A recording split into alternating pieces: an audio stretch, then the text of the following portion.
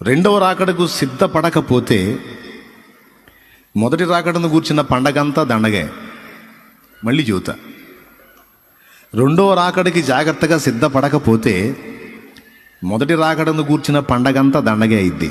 మొదటి రాకడంటే కన్యమరియ గర్భాన్ని పుట్టిన రాకడుందే, ఆ రాకడ ఎందుకు వచ్చింది? మొదటి రాకడంటే రెండవ రాకడికి మనందరినీ రెడీ చేయడానికి వచ్చింది. కాబట్టి యేసు ప్రభుని ఇంకా ఉయ్యాల తొట్టులో వేసి పసిపాపలాగా బజ్జో కన్న ఇమ్మానుయేలు నన్ను గన్న చిన్నారి యేసు కన్యామరియా మురియా కలలెన్నో గంటూ అని ఉయ్యాల్లో ఊపే పరిస్థితి కాదు. ఇమ్మానుయేలు పుట్టి పెరిగి పెద్దయి వెళ్ళి మళ్ళీ రాబోతున్నాడు గనక ఎవరికోళ్ళు జాగ్రత్త పడండి. మారు మనసు లేనివాడు త్వరగా మారు మనసు పొందాలి.